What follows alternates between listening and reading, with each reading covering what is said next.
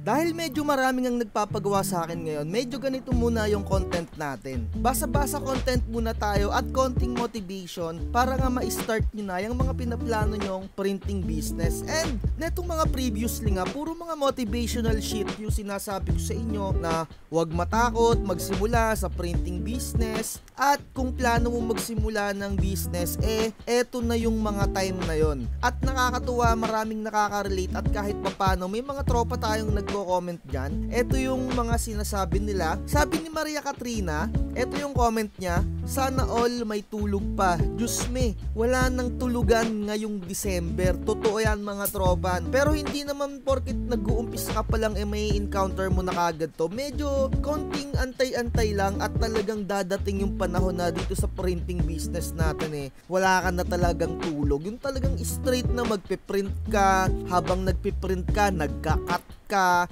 at nagka-cut ka ng sticker. Habang nagka-cut ka ng sticker, meron kang ibang kinakrap. May experience at may experience mo talaga yan. Trust the process lang mga tropa ko. Kaya nga kung napapansin nyo, medyo ganito yung vlogs natin. Ang dami kong kinakat dito and habang nagka-cut ako, nagpiprint pa ako dun sa kabila and medyo para hindi ako mabagot-bagot, nanonood na lang ako ng Netflix. Wala akong masyadong maisip na mai-content ngayon. Kumbaga medyo pagod yung isip ko. Pero anyway, gagawa na lang ulit ako ng mga tutorial soon and siguro bukas gagawa ako ng mga listahan ng mga kung saan kayo pwedeng bumili ng mga materials para makapag-start kayo, para na rin meron kayong guide sa mga presyo na bibilihin ninyong materials para makapag-start kayo ng printing business at hindi kayo mauto or magoyo sa mga presyo. Antayin nyo na lang bukas, i-update ko na lang yung mga listahan.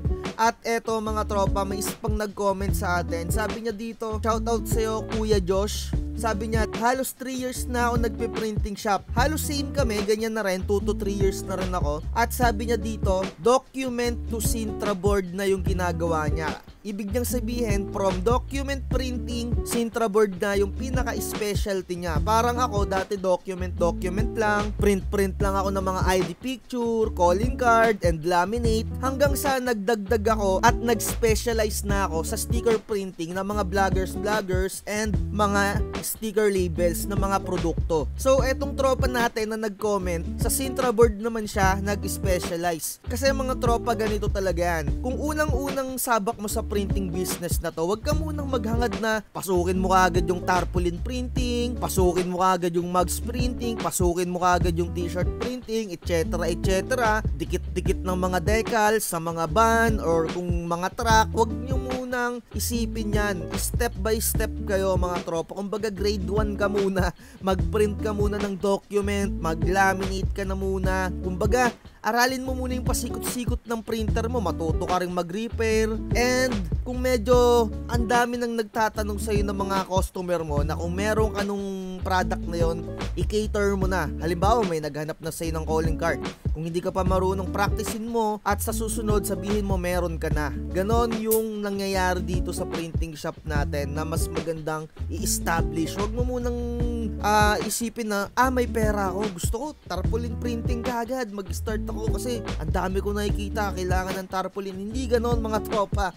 Alamin nyo muna yung pasikot-sikot ng bagay na yung printing mo, yung printer mo na napakaliit, kung paano mo siya i-maintenance. Isipin mo, yung tarpaulin printer na yun, napakalaki nun at ang hirap din i-maintenance nun.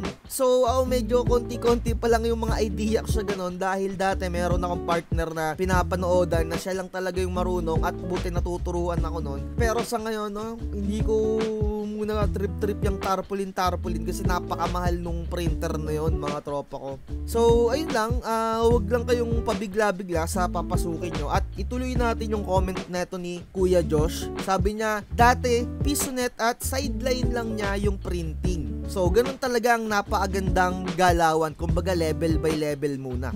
Napakaganda nung na-experience na itong tropa natin. And ngayon daw parang focus na siya sa printing shop niya talaga. Hindi na siya a sideline. Kumbaga parang full time na siguro yung printing shop niya. At meron daw siyang maliit na kainan. Ayan ang maganda. Huwag kang mag-stay lang kung ano yung hassle mo, no? Magdagdag ka at magdagdag kung kaya mo pa na mag-cater or kung kaya mo pa magdagdag ng product na bumebenta, no? Ganyan naman talaga dito. Para syempre kung mababa yung benta mo sa isang bagay na to, merong sasalo para makapag-survive ka day by day. Ganyan talaga mga tropa. And sabi niya dito, ngayon nakabili na ako ng A3 printer na dati pangarap ko lang, step by step lang talaga. Trust the process. Totoo yan mga tropa, step by step. Isipin nyo, nakabili na siya ng A3 printer. So kung hindi nyo natatanong, no, ang halaga ng mga A3 printer dati 20 mil lang, no? 20 mil ngayon 25, 27, 35, ganyan na yung presyuhan ng mga A3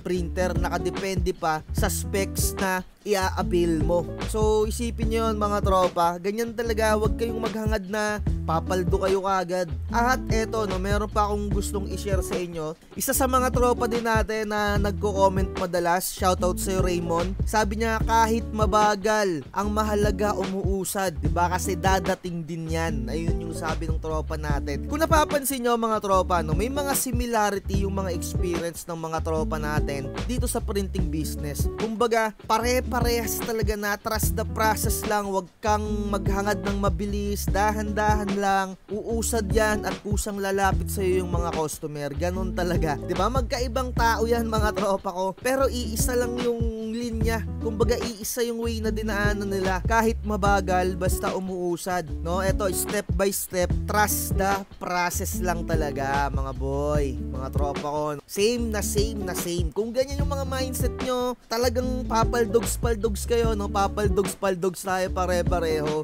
diba?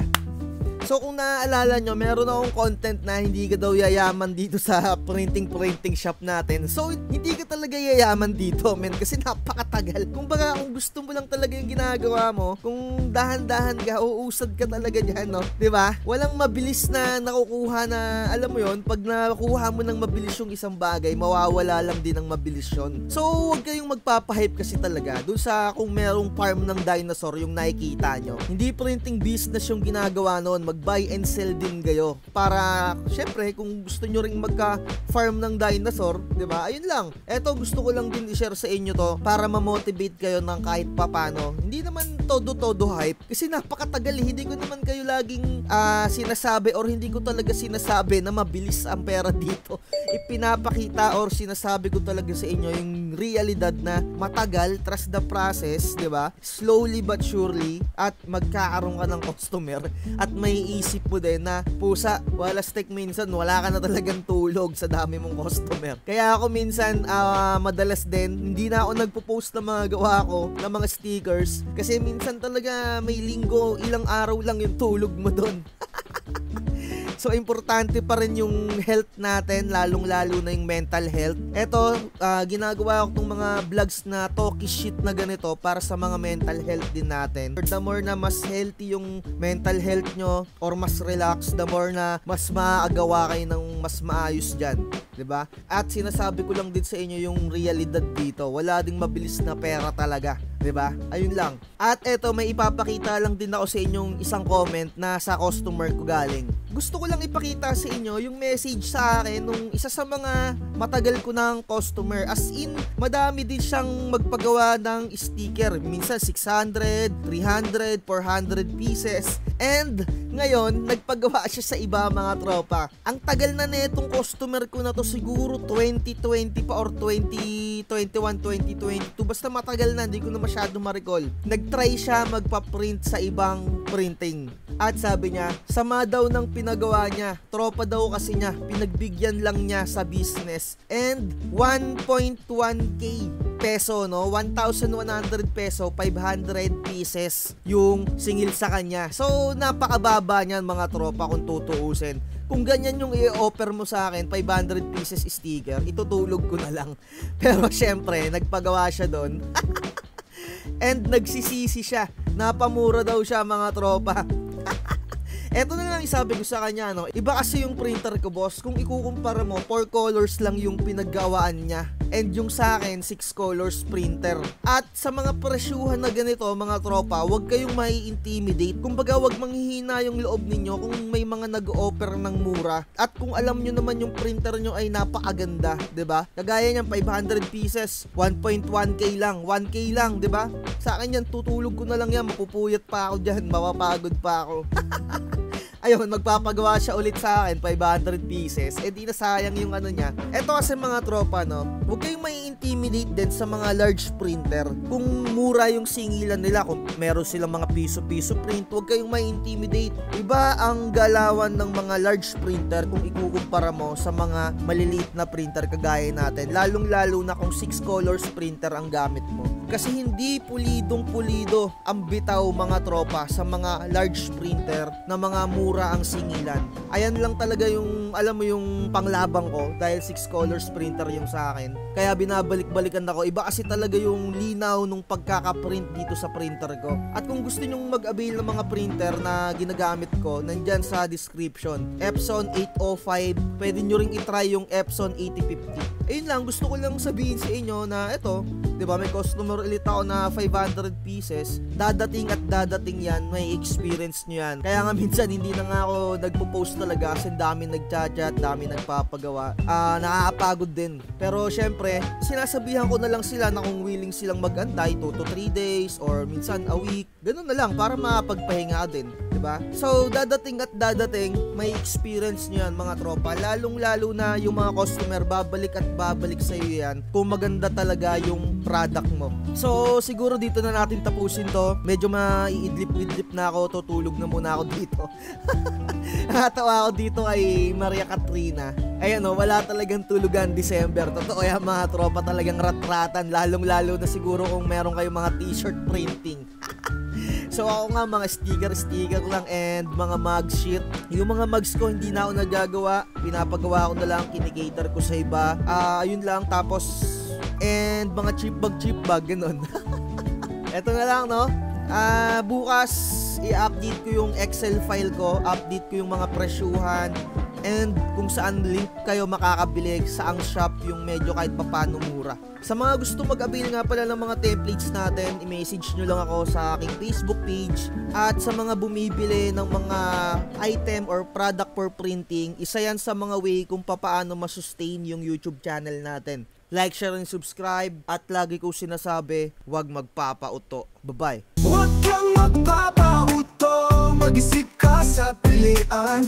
Sa laro ng buhay, dama ang tampo.